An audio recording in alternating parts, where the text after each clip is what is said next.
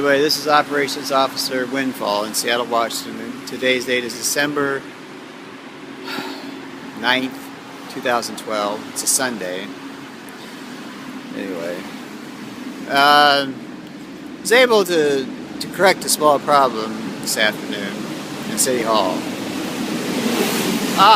Now John, you know John. John's like me. He's a member of the Blue Wolf tribe.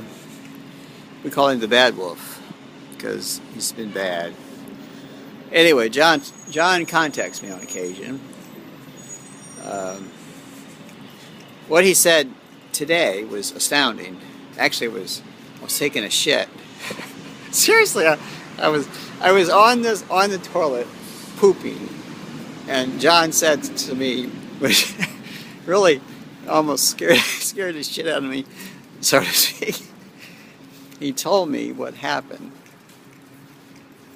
See, Adam, the Lord created Adam kind of as a prototype. To see if he could correct the excesses of John. Correct the monkey, I guess. Make the monkey good and superior. Anyway, but John, sneaking around, what John did is he came in when the Lord wasn't looking, so to speak, and he murdered Adam. He killed Adam in his sleep with a rock. Anyway, so he does this, and then what happens is John has the ability, through kind of improvised means, to make himself exactly like anybody he would want to, anything he would want to. So he did. He made himself look exactly like Adam. So God, the Lord, I won't say the Lord was fooled, but the Lord went on like Adam was still there. Anyway, now, in another existence, I was a creature known as Lilith. Lilith was Adam's first wife. Anyway, but the thing is,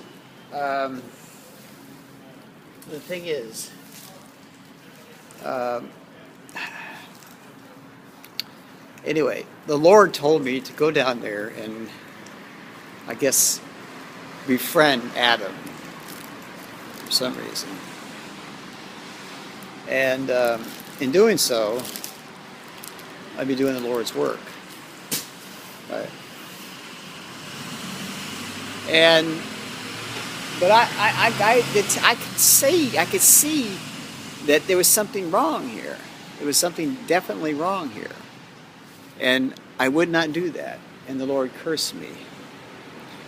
And so for a long time, I had to exist as kind of as a demon, so to speak, floating around on the earth as the Lord's punishment. But anyway, the thing is though, John is the first murderer. He is the one who invented murder. There was no such thing as murder until John committed the act. He is the author of murder, which is the most vile sin you can imagine. So anyway, John is sort of like, think of Jerry Springer show. Let's come clean. Let's tell people what really happened. Well, John's kind of letting things out. But I gave John 1 year extension. I said he could have 2013. I didn't really want to, but John did give some good critical information to me that helped me avert a very serious problem with the president and other people in the screenplay I'm working on. Remember that, it's a screenplay. I have to always couch it in those terms, lest things happen. Anyway, and so John said I owed him one, which I do, and I did. And so I gave John another year. So now the end of days will not occur on as it were, on December 23rd, 2012. That was the original end of the world date.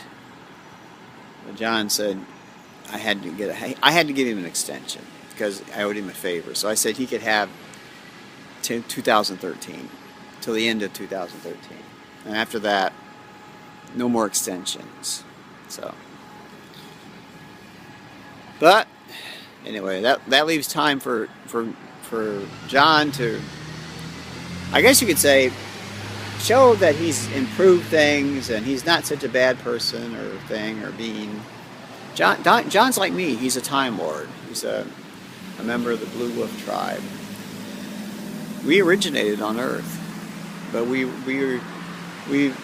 in the very, very distant future. I mean, eons from now, at the end of time, we exist as literally deities. But that being said, I don't know. John is reverted, and John is reverted to the status of someone who's not too far from a primitive. I mean, he's regressed. He's regressed. Well, see, the thing is, though, when I was investigating things around, I don't know, I guess I'd say 4 billion years ago. Yeah, approximately. And anyway, I was returning through the vortex to the end of time, to the continuum. Anyway, John, in an unsupervised spacecraft that designed exclusively for the Overlord, went through the vortex as I was going back. Anyway, now he had this spacecraft. It's kind of like a container. And this is an unauthorized trip. Anyway, as he moves down or through time to 3 billion years ago, 4 billion years ago, I'm moving to the end of time, the other direction. The archivist, for whatever reason, decides to exchange some of the essence of John and some of the essence of me so that we're mixed. There's part of us that's mixed together.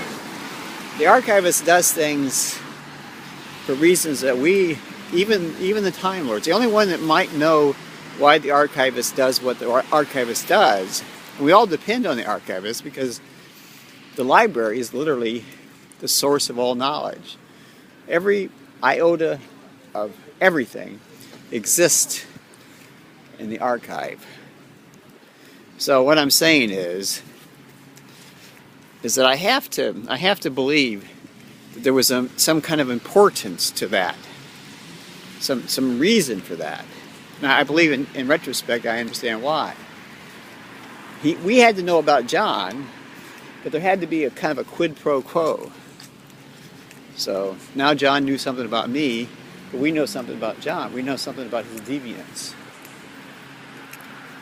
So, anyway. But it's a problem, because John changed everything.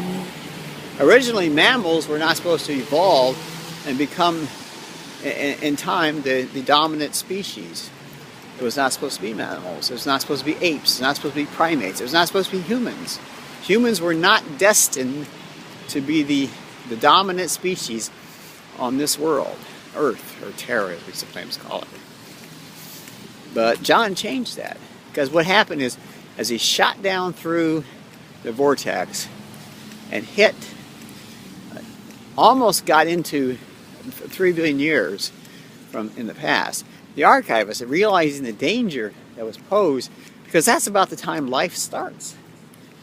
So because of that, the archivist pushed John back toward the other end, and he landed about the time that dinosaurs ruled the Earth.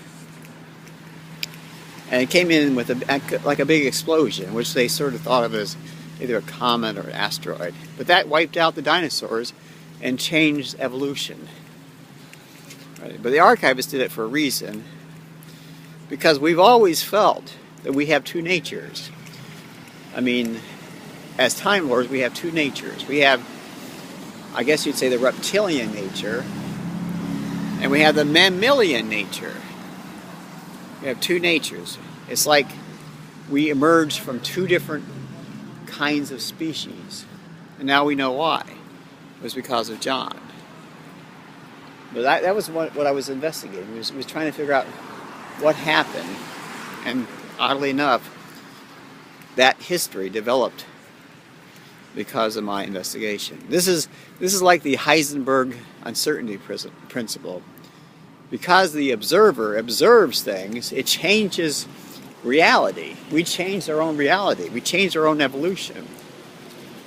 You know, but John, if John had not jumped through the vortex, had not commandeered the spacecraft that he did, that he was not supposed to use, and he went through the vortex unprepared.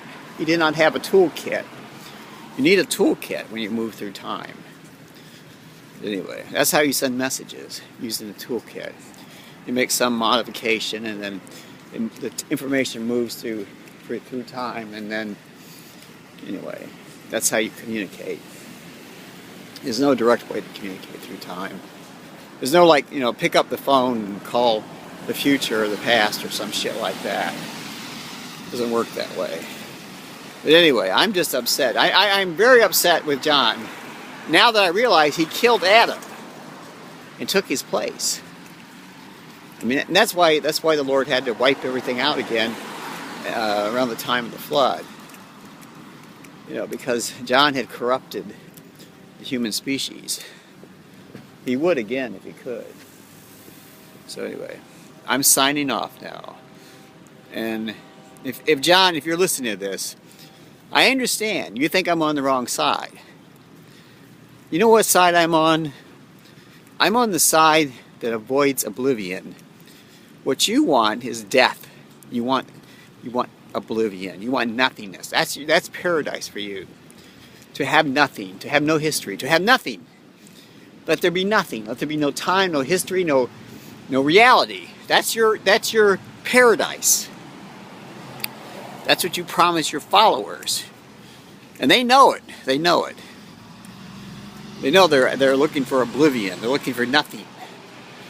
I'm not. I'm looking for a kind of world where people do things. People are people, not death seekers. There's life seekers and there's death seekers. You, John, are a death seeker. You know it. You know it.